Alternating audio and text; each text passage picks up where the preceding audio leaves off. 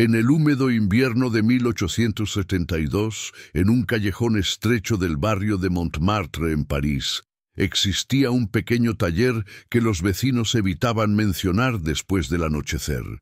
El edificio, una construcción de 3 pisos con fachada de piedra gris, manchada por décadas de hollín, albergaba en su segundo piso el estudio del pintor mexicano Sebastián Valdivia. Nadie recordaba exactamente cuándo había llegado a París, pero todos coincidían en que su presencia traía consigo un aura de inquietud que se filtraba por las paredes como humedad. Sebastián había nacido en Puebla, México, hijo de un médico forense y una partera indígena que le había enseñado antiguas creencias sobre el alma y la sangre. Desde niño había mostrado un talento extraordinario para el dibujo, pero también una fascinación morbosa por observar los cadáveres en el consultorio de su padre. A los 24 años, huyó de México tras un escándalo que nunca quedó del todo claro, llevando consigo únicamente sus pinceles, algunos lienzos enrollados y un secreto que pesaba más que todo su equipaje. Si te está gustando esta historia, suscríbete al canal y déjanos en los comentarios desde dónde nos estás viendo. Ahora, continuemos con esta escalofriante historia. El taller de Sebastián era diferente a cualquier otro estudio de artista en París. Las ventanas permanecían cubiertas con telas gruesas que apenas dejaban pasar la luz del día, y en su interior reinaba un olor peculiar que mezclaba trementina, aceite de linaza y algo más, algo metálico y orgánico que hacía fruncir el ceño a quienes se atrevían a visitarlo. Las paredes estaban cubiertas de retratos de una belleza perturbadora, rostros que parecían seguir con la mirada a quien los observaba con ojos tan vivos que resultaban casi obscenos en su realismo. Los pocos clientes que acudían a su estudio eran personas desesperadas, aquellos que habían perdido a alguien querido y deseaban un último retrato, una imagen que capturara no solo el rostro, sino la esencia misma del difunto. Sebastián nunca rechazaba estos encargos. De hecho, parecía preferirlos. Cobraba sumas exorbitantes, pero el resultado siempre justificaba el precio. Sus retratos póstumos eran tan extraordinariamente vívidos que las familias juraban poder sentir la presencia del difunto en la habitación donde colgaban los cuadros. Madame Clotilde Beaumont fue la primera en sospechar que algo antinatural ocurría en ese taller. Había encargado a Sebastián un retrato de su hija Isabel, muerta de tuberculosis a los 19 años. Cuando el pintor le entregó la obra 3 semanas después, Clotilde quedó paralizada. No era simplemente un buen retrato, era Isabel misma, con aquella mirada melancólica que tenía cuando tocaba el piano, con el leve rubor en sus mejillas que aparecía cuando se emocionaba, con esa expresión entre tristeza y esperanza que había caracterizado sus últimos días. Pero había algo más, algo que Clotilde no podía nombrar. Los ojos del retrato tenían una profundidad que iba más allá de la técnica. Era como si Isabel estuviera atrapada dentro del lienzo, mirándola desde algún lugar entre la vida y la muerte. «¿Cómo lo logra, Monsieur Valdivia?», había preguntado Clotilde, incapaz de apartar la vista del cuadro. Sebastián había sonreído con aquella expresión enigmática que siempre mantenía. «El secreto está en comprender que cada persona deja una huella en este mundo, madame. Mi trabajo es capturar esa huella antes de que se desvanezca por completo.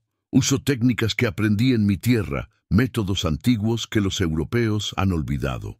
Pero Clotilde notó algo extraño en las manos del pintor cuando le entregó el retrato.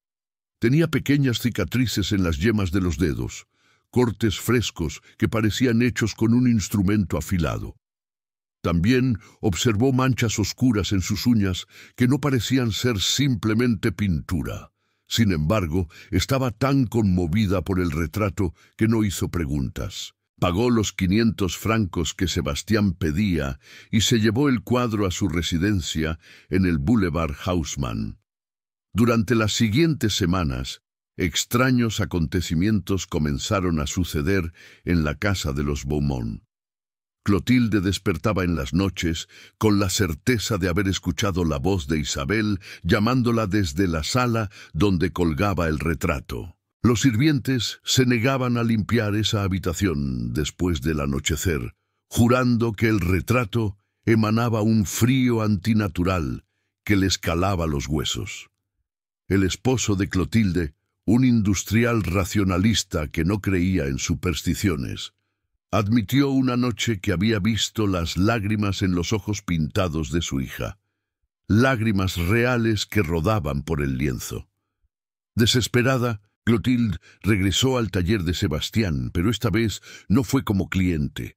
Llegó al anochecer sin avisar, decidida a descubrir qué método había usado el pintor para crear algo tan perturbador.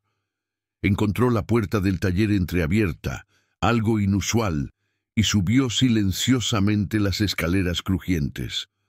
Desde el rellano del segundo piso podía ver luz filtrándose por debajo de la puerta del estudio, y escuchaba la voz de Sebastián hablando en español, en lo que parecía ser una especie de oración o conjuro.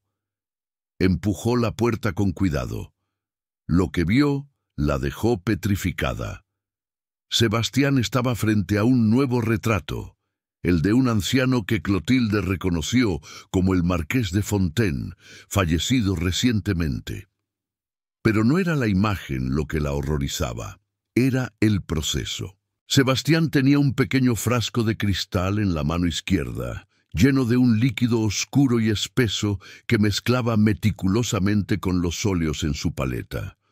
Con su mano derecha sostenía un bisturí delgado, y mientras Clotilde observaba paralizada, se hizo un corte preciso en el antebrazo, dejando que varias gotas de su propia sangre cayeran en la mezcla. «El alma reside en la sangre», murmuró Sebastián en español, sin darse cuenta de que era observado. «Y solo la sangre puede capturar el alma». Luego tomó el frasco y vertió parte de su contenido en la paleta. A la luz de las velas, Clotilde pudo ver que el líquido del frasco no era pintura. Era demasiado viscoso, demasiado orgánico. Era sangre, pero no la sangre fresca de Sebastián. Era sangre antigua, posiblemente la sangre del difunto que estaba retratando. Clotilde dejó escapar un grito ahogado. Sebastián se giró bruscamente y por primera vez ella vio algo más que enigma en sus ojos. Vio miedo, culpa y una oscura resignación. «No debería estar aquí, Madame Beaumont», dijo con voz temblorosa. «Nadie debería ver esto. ¿Qué ha hecho?», susurró Clotilde, retrocediendo hacia la puerta. «¿Qué le hizo al retrato de mi Isabel?». Sebastián dejó caer el pincel, y en ese momento pareció envejecer 10 años. Sus hombros se hundieron, y su rostro se contrajo en una expresión de profundo pesar. «Lo que todas esas familias me pidieron que hiciera», respondió con amargura. «Capturar el alma, preservar la esencia, hacer que sus muertos vivieran para siempre en el lienzo. Eso es lo que quería, ¿verdad? Eso es lo que todos quieren. Pero esto es profanación, es brujería». «Es arte», la corrigió Sebastián con una sonrisa triste. «El arte más puro que existe. En México mi madre me enseñó que cada persona deja su esencia en la sangre y que esa esencia permanece incluso después de la muerte. Los antiguos lo sabían. Los mexicas lo practicaban en sus rituales. Cuando llegué a París, descubrí que los europeos habían olvidado esta verdad fundamental. Ustedes pintan con pigmentos muertos, con minerales y plantas. Yo pinto con vida, con la esencia misma de aquellos que retrato». Clotilde quiso huir, pero una horrible fascinación la mantuvo clavada en su lugar. ¿De dónde obtiene la sangre? La pregunta quedó suspendida en el aire como humo tóxico. Sebastián se volvió hacia su paleta, evitando la mirada de Clotilde. Los hospitales de París están llenos de muertos sin nombre, dijo finalmente.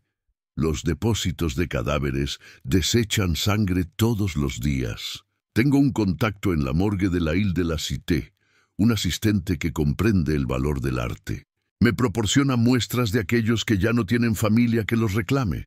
A veces, cuando pinto a alguien específico, necesito su sangre en particular. Entonces debo ser más creativo en mis métodos. Dios mío, susurró Clotilde. ¿Profana tumbas?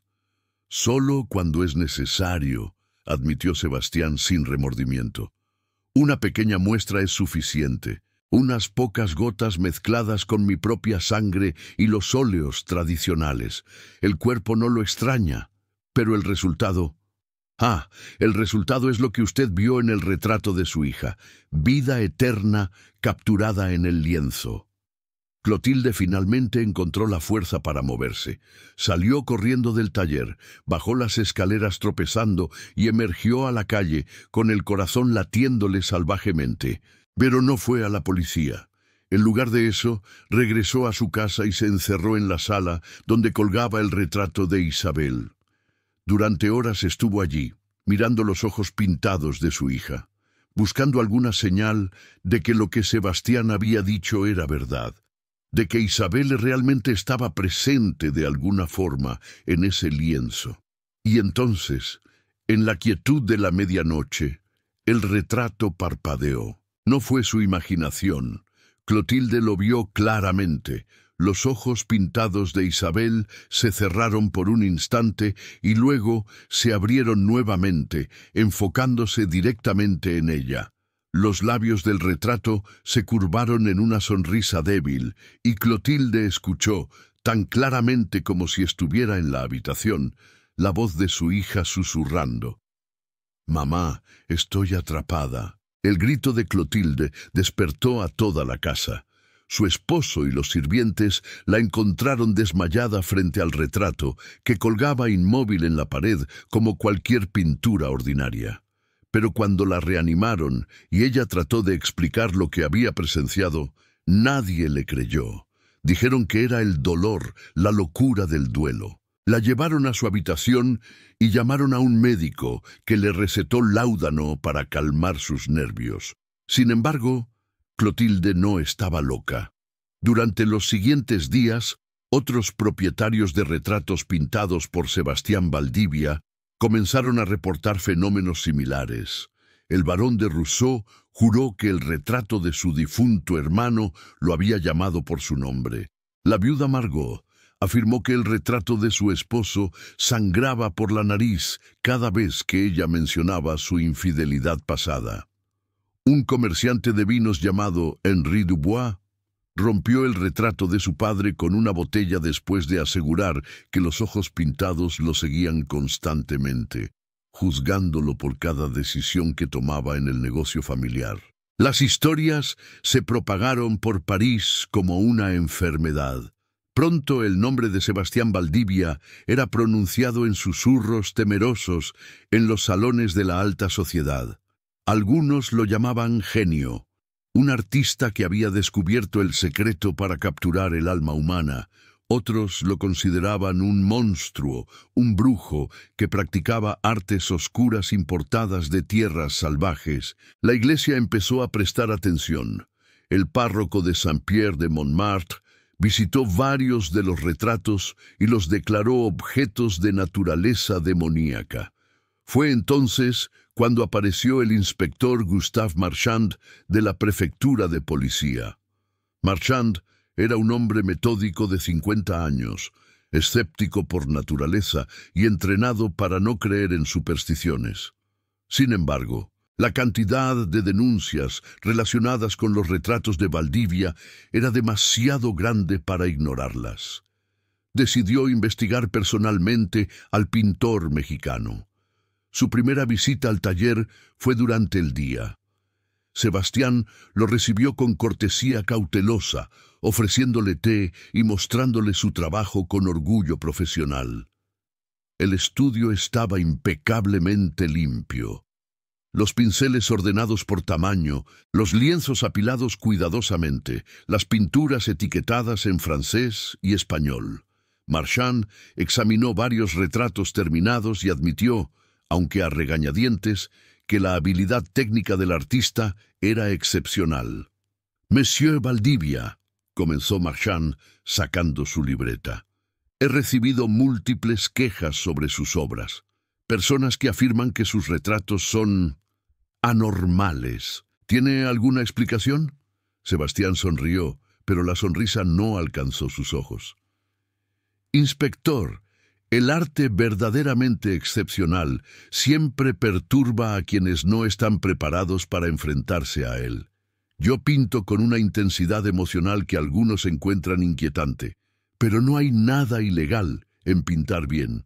Las acusaciones van más allá de la calidad artística. Hay reportes de movimientos en los retratos, voces, manifestaciones que algunos consideran sobrenaturales.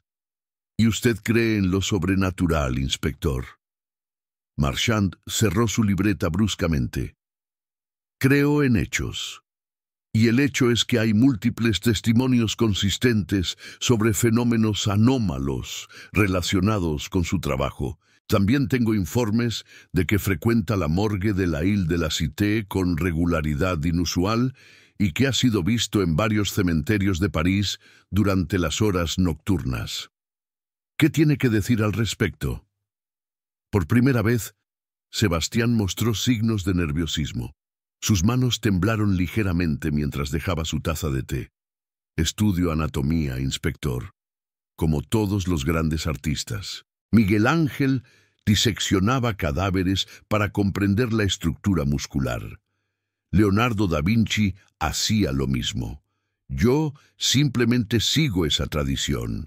¿Y los cementerios? Busco inspiración en la tranquilidad de esos lugares. No es un crimen». Marchand no estaba convencido, pero no tenía evidencia de actividad criminal. Sin embargo, decidió mantener vigilancia discreta sobre el pintor. Asignó a un joven agente llamado Philippe Roussel para que observara el edificio durante las noches y reportara cualquier actividad sospechosa. Philippe era un policía novato, ambicioso y escéptico como su superior, pero su primera semana de vigilancia cambió su perspectiva.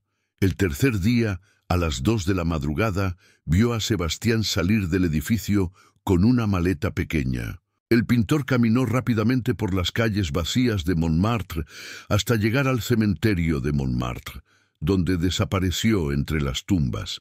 Philippe lo siguió a distancia prudente, ocultándose detrás de mausoleos y árboles.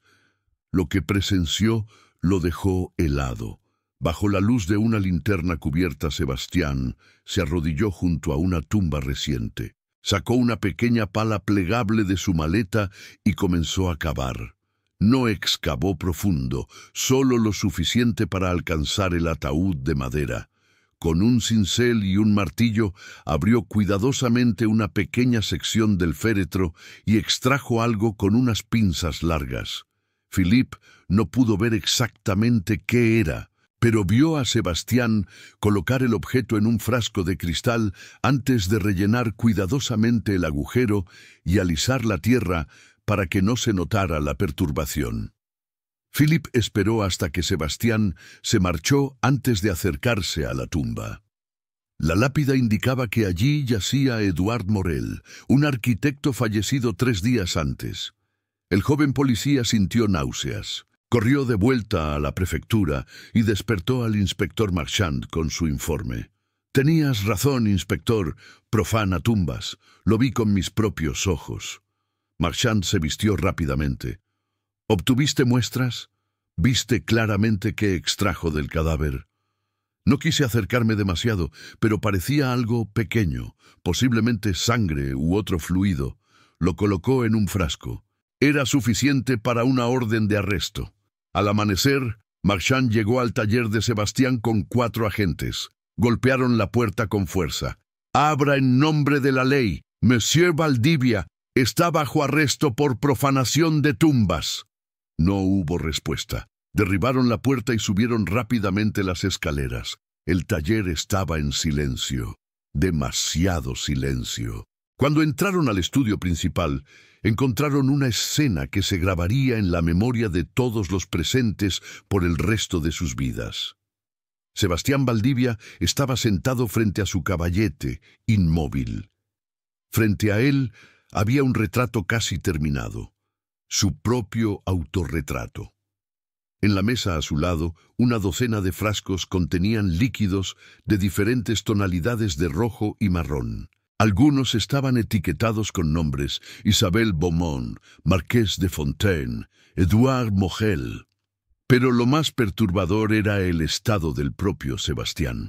Tenía múltiples cortes en ambos brazos, y un gran charco de sangre se había formado en el suelo de madera bajo su silla. En su mano derecha sostenía un pincel, y su mano izquierda descansaba sobre su paleta, donde había mezclado sus óleos con lo que obviamente era su propia sangre.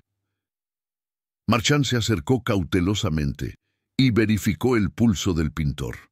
Sebastián estaba muerto, pero su piel aún conservaba cierto calor. Había muerto hacía menos de una hora. Sus ojos permanecían abiertos, fijos en el autorretrato frente a él. Marchand siguió la dirección de esa mirada muerta y se estremeció. El autorretrato estaba vivo.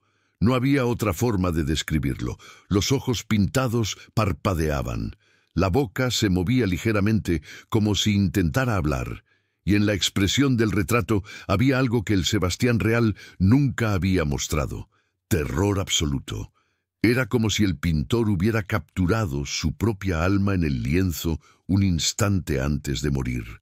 Y ahora estaba consciente de su condición, atrapado eternamente en la superficie bidimensional de su última obra. «Santísima Virgen», susurró Philippe, santiguándose. Los otros agentes retrocedieron instintivamente. Marchand, a pesar de su escepticismo entrenado, sintió que sus certezas racionalistas se derrumbaban. Ordenó que cubrieran el retrato inmediatamente y que registraran todo el taller en busca de evidencia. Lo que encontraron confirmó las peores sospechas. En un armario oculto detrás de una cortina había decenas de frascos adicionales, cada uno etiquetado con un nombre y una fecha. Algunos eran personas cuyos retratos Sebastián había pintado. Otros eran nombres desconocidos, posiblemente indigentes o víctimas sin identificar de la morgue. También encontraron un diario escrito en español, con páginas y páginas de notas sobre técnicas de extracción de sangre, proporciones de mezcla con óleos y reflexiones cada vez más perturbadas sobre la naturaleza del alma y la obsesión del artista por la inmortalidad. 10 de marzo de 1871. Leyó Marchand en voz alta, traduciendo trabajosamente el español. La sangre es el vehículo del alma. Lo he confirmado una vez más. Cuando mezclo la sangre del sujeto con mis óleos, algo inexplicable sucede. El retrato cobra una dimensión que va más allá de lo visual. Es como si capturara no solo la imagen, sino la esencia misma de la persona. Los retratos me miran, me hablan en sueños, me suplican. ¿He creado arte o he condenado almas?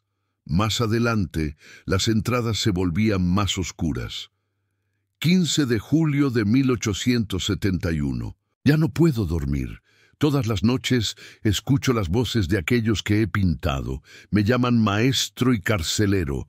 Madame Beaumont vino hoy horrorizada, afirmando que el retrato de su hija está vivo. Tiene razón. Todos están vivos. Todos están conscientes.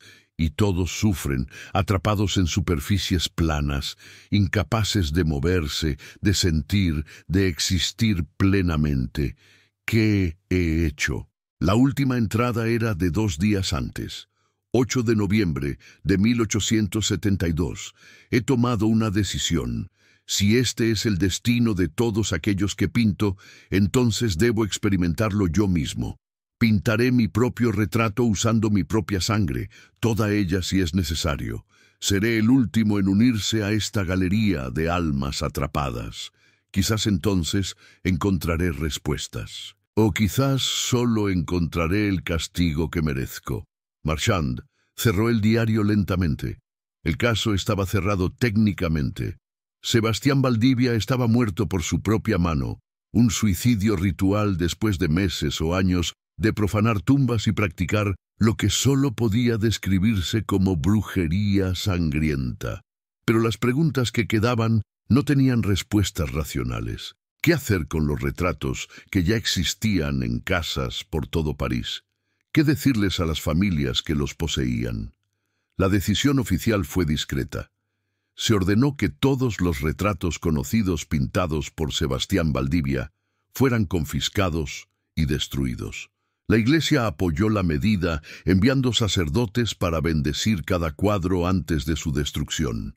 Pero no todos cooperaron. Algunas familias se negaron a entregar los retratos, argumentando que eran las únicas imágenes que conservaban de sus seres queridos. Otras simplemente los escondieron, mintiendo a las autoridades sobre su paradero. Madame Clotilde Beaumont fue una de las que se resistió. Cuando la policía llegó a reclamar el retrato de Isabel, ella se encerró en la sala con la pintura y amenazó con quemarla antes que entregarla. «Es todo lo que me queda de mi hija», gritaba desde detrás de la puerta cerrada. «No tienen derecho». Marchand tuvo que negociar personalmente con ella. «Madame, comprendo su dolor, pero ese retrato no es su hija. Es una perversión, una trampa espiritual. Si lo que Valdivia escribió en su diario es cierto, está manteniendo el alma de Isabel prisionera en ese lienzo. Destruirlo podría ser la única forma de liberarla». Las palabras del inspector finalmente rompieron la resistencia de Clotilde. Entre sollozos, abrió la puerta y permitió que se llevaran el retrato. Pero antes de que salieran de la casa, sucedió algo que nadie esperaba. Mientras dos agentes cargaban la pintura cubierta con una sábana, escucharon claramente una voz femenina joven que provenía de debajo de la tela. «Gracias». Los agentes dejaron caer el retrato, asustados. La sábana se deslizó, revelando la imagen de Isabel. Su expresión había cambiado. Ya no tenía esa mirada melancólica y atrapada. Ahora sonreía, una sonrisa genuina de alivio y gratitud. Y mientras todos observaban, perplejos, la imagen comenzó a desvanecerse lentamente, como si la pintura se estuviera borrando desde adentro. En cuestión de minutos, el lienzo quedó completamente en blanco, mostrando solo la tela imprimada sin ningún rastro de la imagen que había estado allí. «Se ha ido», susurró Clotilde cayendo de rodillas. «Finalmente está libre». El fenómeno se repitió con otros retratos. Algunos se desvanecieron espontáneamente tan pronto como fueron confiscados. Otros lo hicieron durante ceremonias de exorcismo dirigidas por sacerdotes. Unos pocos resistieron y tuvieron que ser quemados, y los testigos juraron haber escuchado gritos saliendo de las llamas mientras el lienzo se consumía. Sin embargo, no todos los retratos fueron encontrados. Se estimaba que Sebastián Valdivia había pintado al menos 40 obras durante sus años en París, pero solo se recuperaron 26. Los 14 restantes desaparecieron, probablemente escondidos por coleccionistas que valoraban más el arte excepcional que las advertencias sobre maldiciones espirituales. Y luego estaba el autorretrato, la última obra de Sebastián, el retrato que había pintado con su propia sangre momentos antes de morir, permaneció en posesión de la policía como evidencia. Marchand ordenó que fuera guardado en los archivos del sótano de la prefectura, lejos de ojos curiosos. Pero los guardias que custodiaban ese sótano comenzaron a reportar cosas extrañas. Escuchaban voces en español durante las noches, súplicas y lamentos que provenían del área donde se almacenaba el retrato cubierto. Un guardia particularmente valiente, o quizás imprudente, decidió descubrir el retrato una noche para verificar si las historias eran ciertas. Lo que vio lo perseguiría hasta su muerte. Los ojos pintados de Sebastián Valdivia estaban completamente despiertos y conscientes. Se movían frenéticamente, siguiendo cada movimiento del guardia. Y la boca del retrato se abría y cerraba, formando palabras desesperadas que el guardia podía entender incluso sin sonido. «Libérame, por favor. Está ardiendo». El guardia cubrió el retrato rápidamente y huyó del sótano. Presentó su renuncia a la mañana siguiente, negándose a dar explicaciones detalladas. Marchand decidió entonces que el autorretrato debía ser destruido, pero cuando ordenó su incineración, los encargados del crematorio se negaron. Habían escuchado las historias y no querían ser responsables de quemar lo que esencialmente era un alma humana atrapada. Finalmente, la Iglesia ofreció una solución. El padre Antoine Moreau, un sacerdote especializado en casos de posesión y fenómenos sobrenaturales, propuso un ritual de liberación que había aprendido de textos antiguos. El 15 de diciembre de 1872, un mes después de la muerte de Sebastián, el padre Moreau realizó una ceremonia privada en la capilla de Notre-Dame de París, en presencia solo de Marchand y 2 monjes asistentes. El autorretrato fue colocado en el altar. El padre Moreau roció agua bendita sobre el lienzo mientras recitaba oraciones en latín. Durante horas, nada sucedió. Pero al acercarse la medianoche, el aire en la capilla se volvió denso y frío. Las velas comenzaron a parpadear sin razón aparente, y una presencia tangible llenó el espacio. Entonces el retrato habló, no con una voz física, sino directamente en las mentes de todos los presentes. Era la voz de Sebastián Valdivia, clara como si estuviera parado junto a ellos. He visto lo que hay del otro lado. He visto el precio de intentar capturar almas. No hay inmortalidad sin consecuencia, no hay arte sin límites morales. He condenado a otros y me he condenado a mí mismo. Solo busco el olvido. El padre Moreau intensificó sus oraciones.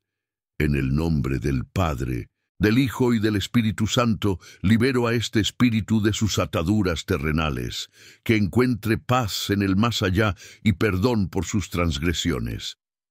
El retrato comenzó a sangrar, no metafóricamente, sino literalmente. Gotas de sangre fresca brotaron de los ojos pintados, deslizándose por el lienzo y goteando sobre el altar. Marchand y los monjes retrocedieron, horrorizados, pero el padre Moreau mantuvo su posición, continuando con el ritual.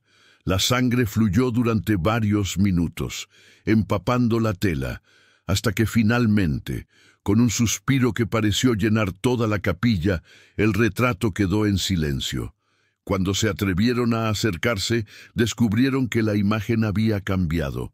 El Sebastián, pintado, ya no mostraba terror ni súplica. Sus ojos estaban cerrados, su expresión era pacífica, como alguien que finalmente ha encontrado descanso después de un largo sufrimiento. Y la sangre que había brotado del retrato se había evaporado completamente, sin dejar rastro. «Se ha ido», confirmó el padre Moreau, agotado por el esfuerzo espiritual. «Su alma ha sido liberada. Ahora solo queda el arte, vacío de vida, como debe ser». El autorretrato fue quemado esa misma noche en el patio de la catedral. No hubo gritos ni fenómenos sobrenaturales.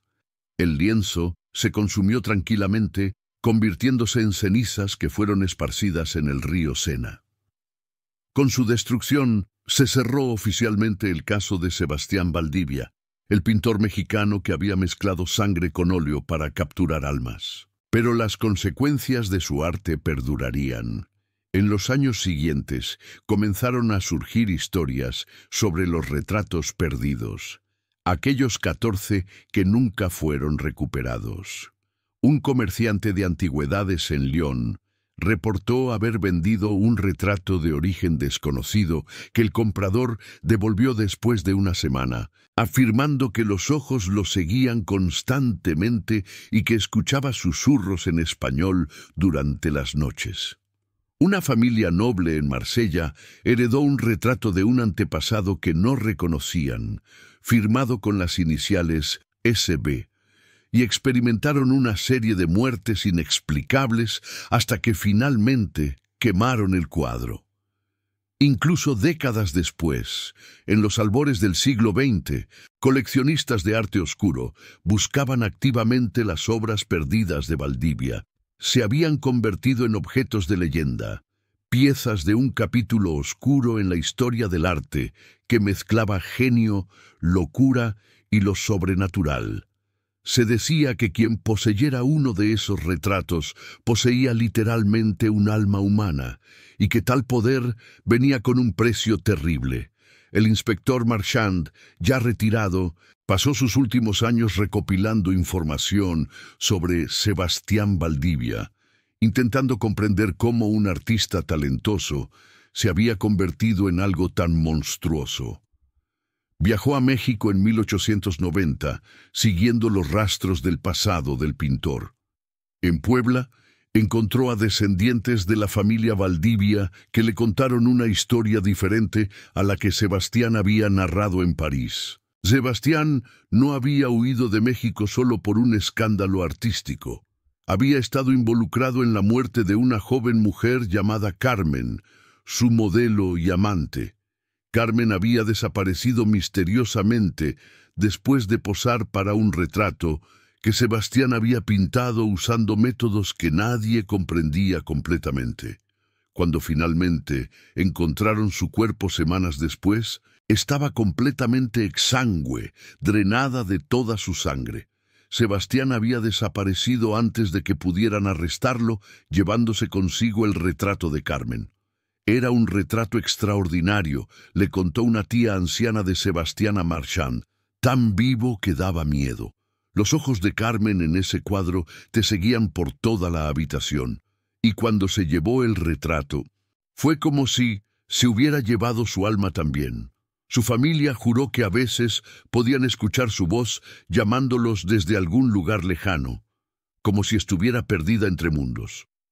Marchand regresó a Francia con una comprensión más profunda y más oscura de la historia. Sebastián Valdivia no había aprendido sus técnicas en París.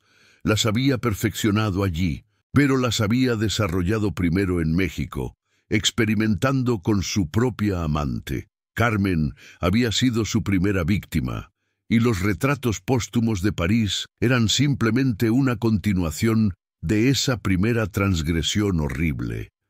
El inspector escribió un informe detallado sobre sus hallazgos, pero las autoridades decidieron mantenerlo clasificado. La historia era demasiado perturbadora, demasiado imposible de explicar en términos racionales. Oficialmente, Sebastián Valdivia era simplemente un artista talentoso que había sufrido un colapso mental y se había suicidado. Los fenómenos sobrenaturales asociados con sus retratos fueron atribuidos a histeria colectiva y sugestión.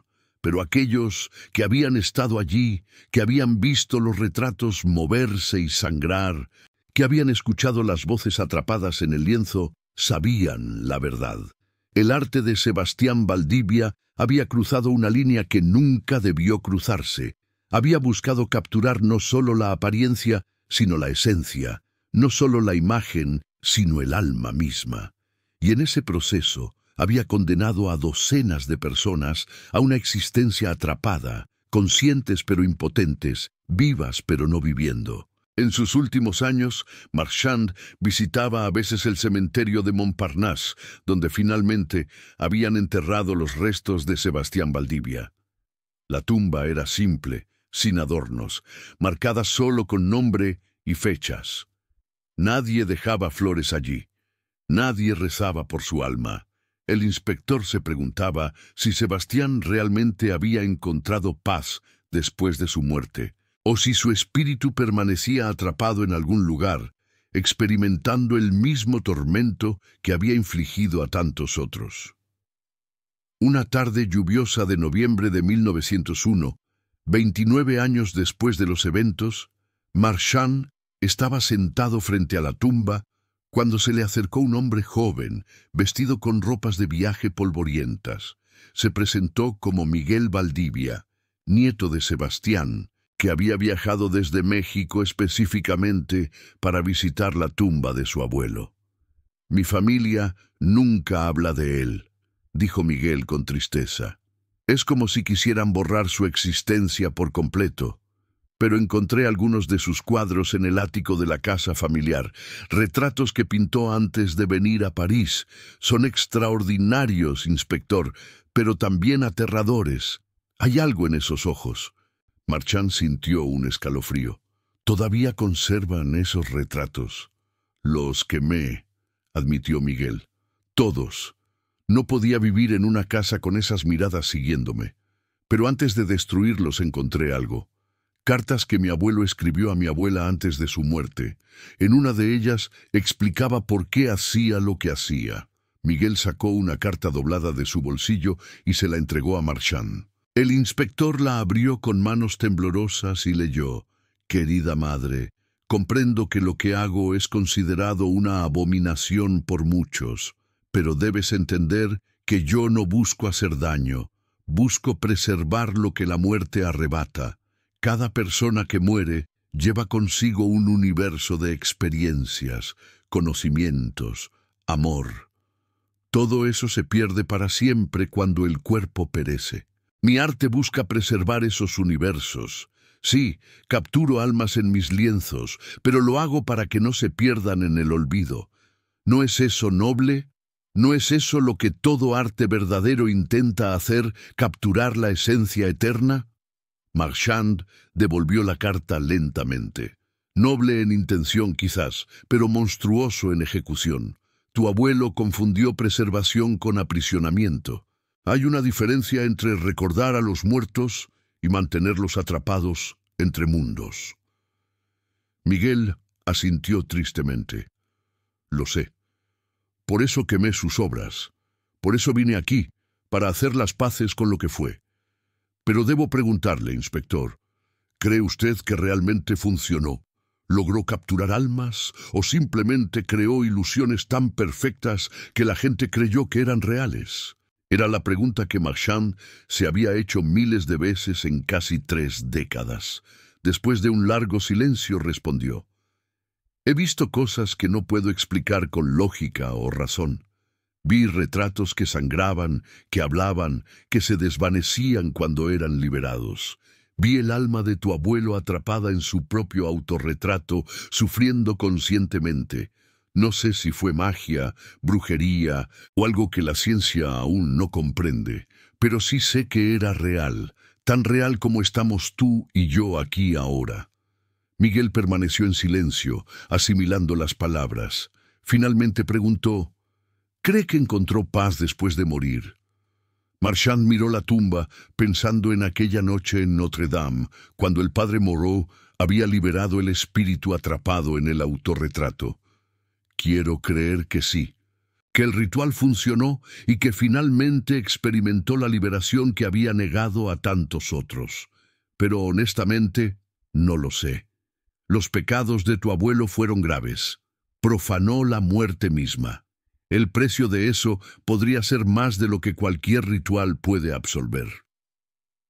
Ambos hombres permanecieron junto a la tumba hasta que la lluvia arreció y la luz comenzó a desvanecerse. Antes de partir, Miguel colocó una pequeña piedra sobre la lápida, una costumbre mexicana que Marchand no conocía. «Es para que sepa que no está olvidado», explicó Miguel. «No perdonado, pero no olvidado». Esa fue la última vez que Marchand visitó la tumba de Sebastián Valdivia. Murió 3 años después, en 1904, llevándose consigo los secretos y memorias de aquel caso extraordinario y terrible. Pero la historia no terminó con su muerte. A lo largo del siglo XX, ocasionalmente surgían reportes de retratos misteriosos que aparecían en mercados de antigüedades o subastas de arte, obras firmadas con las iniciales SV, que mostraban características perturbadoras. Una anciana en Toulouse afirmó haber heredado un retrato de su bisabuela que la llamaba por su nombre durante las noches. Un museo en Bélgica adquirió un retrato de autor desconocido que los guardias se negaban a custodiar después del anochecer, reportando que los ojos pintados los seguían con expresión suplicante. En 1952, un historiador de arte francés llamado Jean-Baptiste Laurier publicó un estudio sobre artistas malditos del siglo XIX, dedicando un capítulo completo a Sebastián Valdivia. Laurier había logrado rastrear 8 de los 14 retratos perdidos y entrevistar a sus propietarios. Todos reportaban fenómenos similares. Los retratos parecían vivos de formas imposibles de explicar, y mantenerlos en casa traía consigo una sensación persistente de ser observado, juzgado o incluso acosado por la presencia atrapada en el lienzo. Uno de los casos más documentados fue el de la familia Duchamp en Rouen. Habían heredado un retrato firmado por Valdivia que supuestamente representaba a un antepasado distante. Durante 3 generaciones, cada primogénito de la familia experimentaba pesadillas vívidas al cumplir 25 años, siempre la misma pesadilla. Estaban atrapados dentro de una pintura, conscientes pero inmóviles, viendo pasar el mundo sin poder interactuar con él. Las pesadillas solo cesaban cuando el retrato era cubierto con una tela bendecida. En 1968, durante las revueltas estudiantiles en París, un incendio destruyó un pequeño museo privado que albergaba arte del siglo XIX. Entre las obras perdidas había 2 retratos atribuidos a Sebastián Valdivia. Los bomberos que extinguieron el incendio reportaron haber escuchado gritos y lamentos provenientes de las llamas, aunque oficialmente se atribuyó a la estructura del edificio colapsando. Para finales del siglo XX, la mayoría de las obras conocidas de Valdivia habían sido destruidas o habían desaparecido. Los historiadores de arte debatían si su técnica había sido realmente sobrenatural o si había desarrollado un método psicológico tan efectivo que creaba la ilusión de vida en sus retratos. Los escépticos argumentaban que todo había sido histeria colectiva, una combinación de expectativa, sugestión y el extraordinario talento del artista, que creaba efectos tan realistas que la gente creía ver movimiento donde solo había pintura estática. Pero aquellos que habían visto los retratos de primera mano, aquellos que habían experimentado los fenómenos directamente, nunca dudaron de la verdad. Sebastián Valdivia había descubierto un método para atrapar almas, mezclando la sangre de los muertos con sus óleos, uniendo lo físico con lo espiritual de formas que violaban las leyes naturales y divinas. En 2010, un coleccionista privado en Ciudad de México contactó a un restaurador de arte con una petición inusual. Había adquirido un retrato muy antiguo en una subasta europea, firmado S. Valdivia, París, 1872. El retrato representaba a una joven mujer de extraordinaria belleza, con ojos que parecían mirar directamente al alma del observador. El coleccionista quería que fuera restaurado, pero cada restaurador que lo había examinado se había negado a trabajar en él, alegando razones vagas de incomodidad o mal presagio. El restaurador, un hombre escéptico y pragmático, llamado Roberto Garza, aceptó el trabajo pensando que sería una pieza fascinante de historia del arte. Instaló el retrato en su taller y comenzó a examinarlo bajo diferentes luces y con técnicas modernas de análisis. Lo que descubrió lo dejó estupefacto. Bajo iluminación ultravioleta, el retrato revelaba capas de pintura que contenían materiales orgánicos no identificados. Las pruebas químicas confirmaron la presencia de hemoglobina humana mezclada con los pigmentos. Roberto quedó perturbado, pero fascinado. Investigó sobre Sebastián Valdivia y encontró la historia completa, los archivos policiales franceses que habían sido digitalizados, los reportes de fenómenos sobrenaturales, el informe final del inspector Marchand. Decidió continuar con la restauración, pero documentó todo el proceso meticulosamente. Durante las 2 semanas que trabajó en el retrato, experimentó sensaciones cada vez más inquietantes. Se sentía observado constantemente.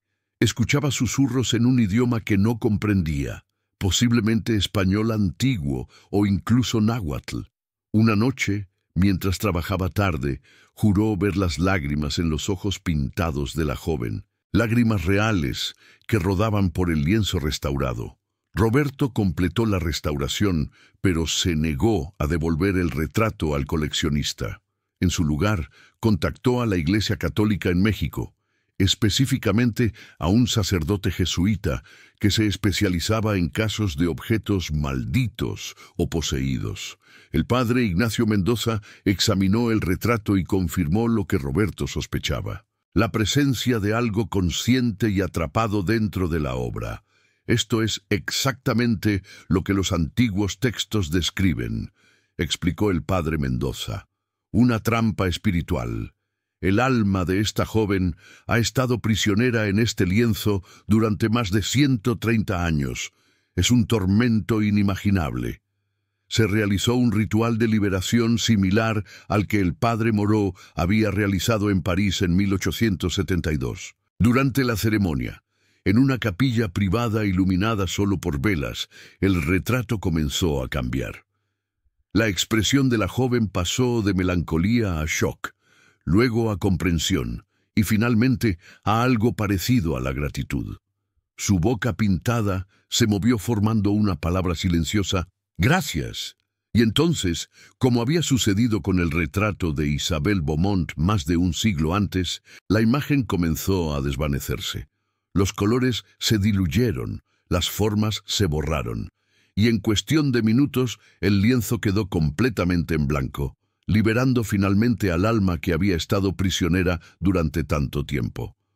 Roberto Garza publicó su experiencia en una revista de estudios paranormales, con fotografías del proceso de desvanecimiento y análisis químicos de los materiales encontrados en la pintura. Su artículo reavivó el interés en la historia de Sebastián Valdivia y llevó a una búsqueda renovada de las obras perdidas. Hasta la fecha, se cree que al menos 5 retratos pintados por Valdivia permanecen sin localizar, escondidos en colecciones privadas o almacenados en áticos olvidados, con almas todavía atrapadas en su interior, esperando una liberación que podría no llegar nunca. La historia de Sebastián Valdivia permanece como una advertencia oscura sobre los límites del arte y la ambición humana.